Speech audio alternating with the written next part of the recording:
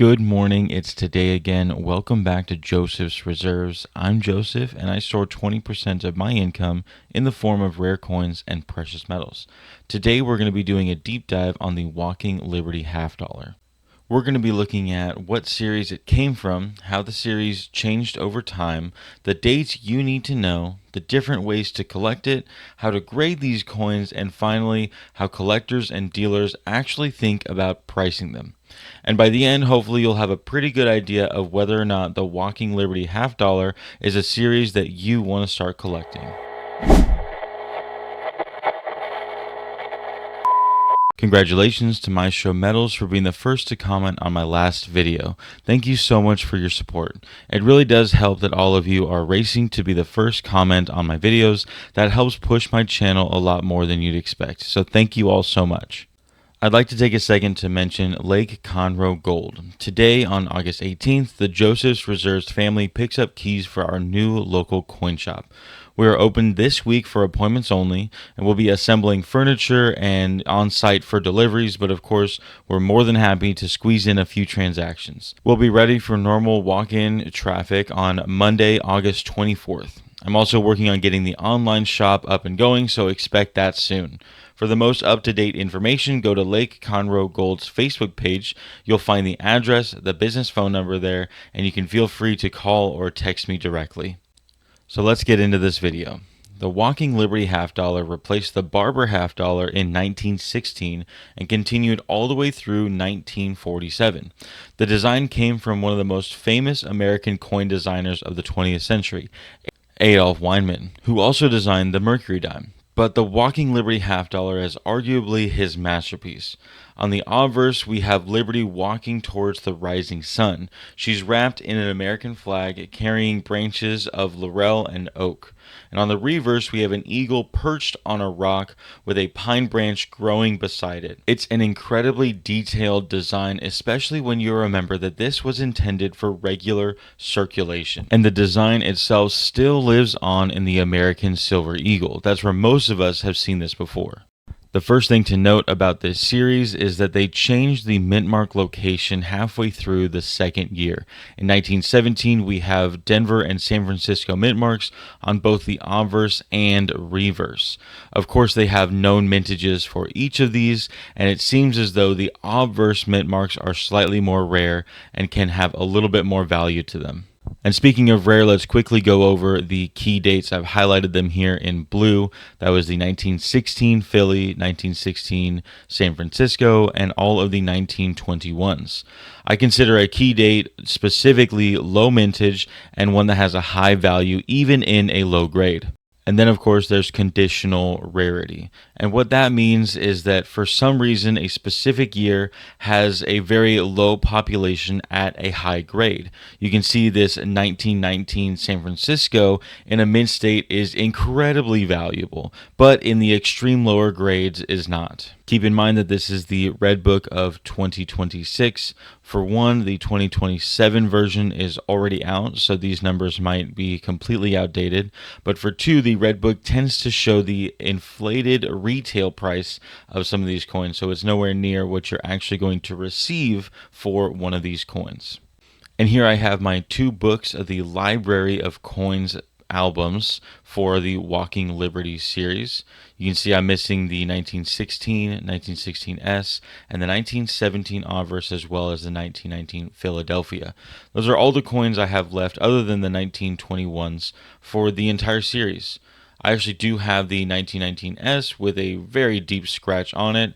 Let's see if we can get a nice view of that San Francisco mint mark. What surprised me about the Walking Liberty series when I was putting it together is I didn't realize there was a bit of a pause in production of Walking Liberty half dollars between 1921 and 1934. Between that 13-year span, there are only 6 coins to collect.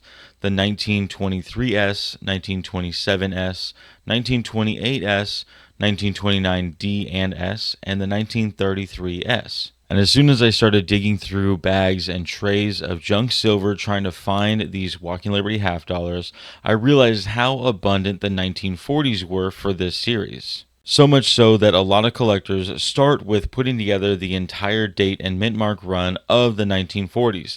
It actually has a nickname, a short set.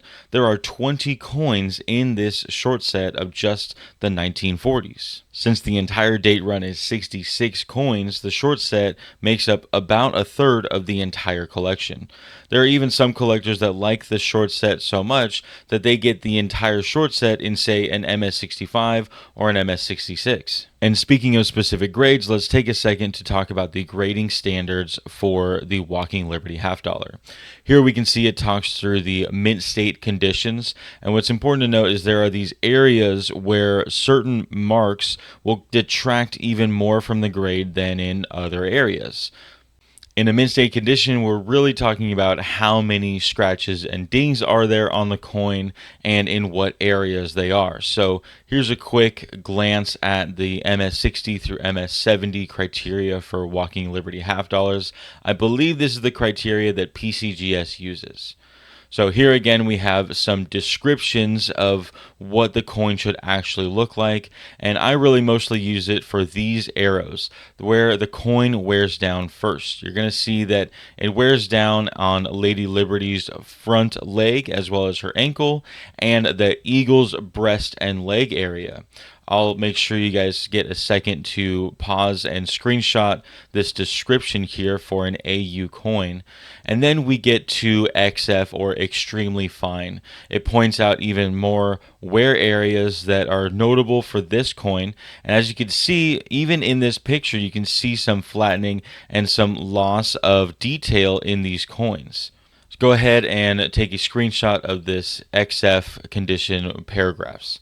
Then we have very fine, and this is where I noticed that the bottom of her breastplate is still fully intact, and that goes away as we continue on, as well as some details of the feathers of the eagle. In addition, very fine is where we're going to see some flatness. So you're going to see that her leg and dress is very flat. It's not as rounded as what you'd expect in a higher quality coin. Oh, make sure we get some words here from the very fine paragraphs.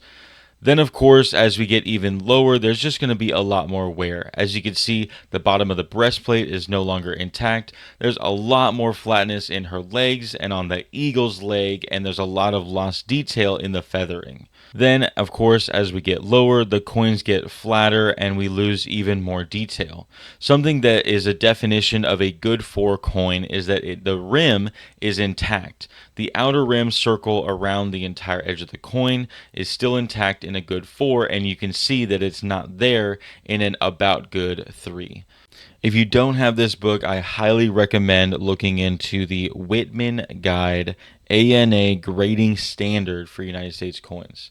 But we're going to go ahead and practice looking at what this grading standard might be. So remember, I was saying that the breastplate is fully intact in a very fine.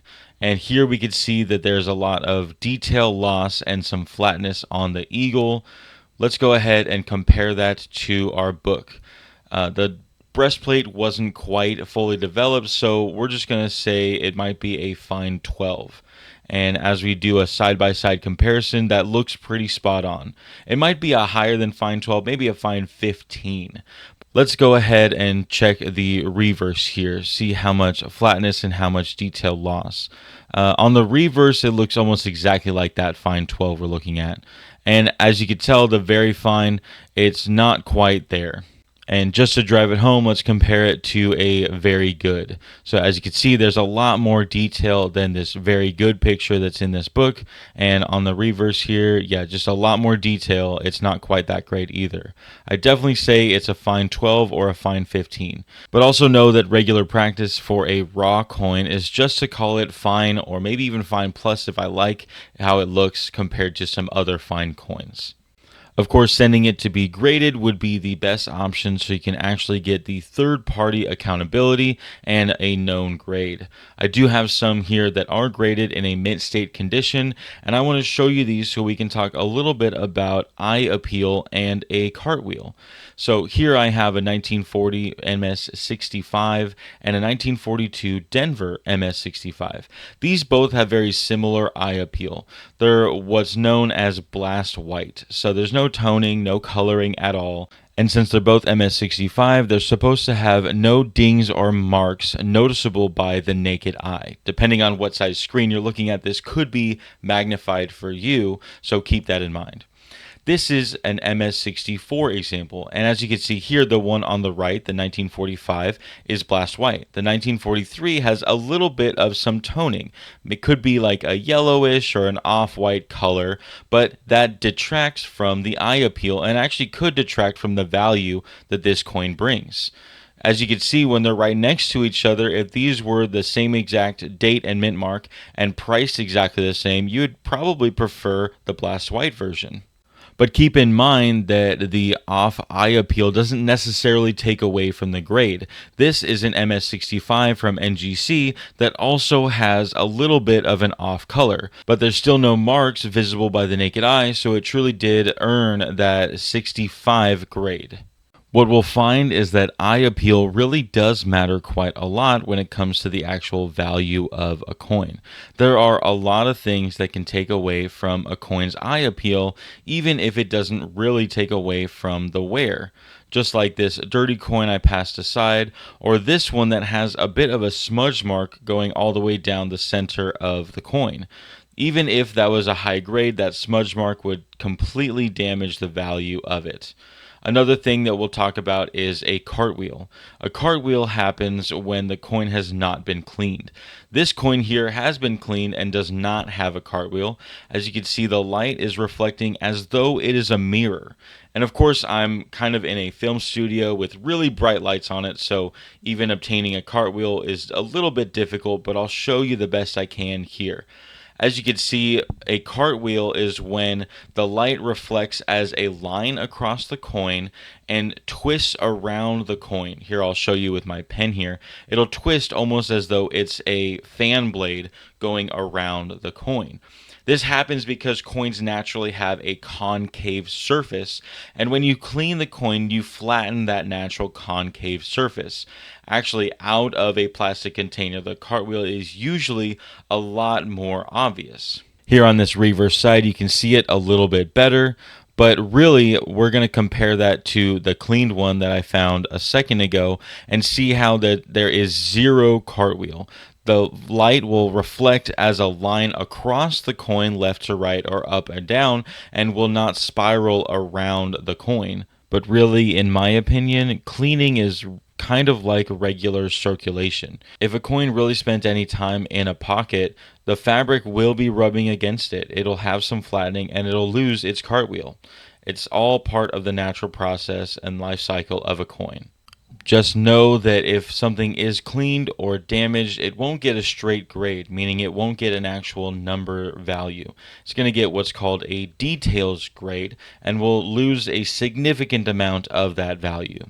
Let me know where you are in the process of your Walking Liberty $50 journey. Do you just have one to complete your typeset? Have you finished your sort set yet? Or are you really just looking for that key date? If you like the video, make sure to give it a thumbs up. Go into the comment section to start a conversation or continue one. Share the video with someone you think may like it and subscribe if you haven't already. To my long-term subscribers, thank you so much for your continual support. Make sure you go to josephsreserves.com to check out my merchandise, coffee mugs, the zip-up bags, and the It's Today Again coffee. And of course, check out Lake Conroe Gold on Facebook. But most of all, thank you so much for watching. And just remember, every ounce adds up. So no matter how small, just keep stacking.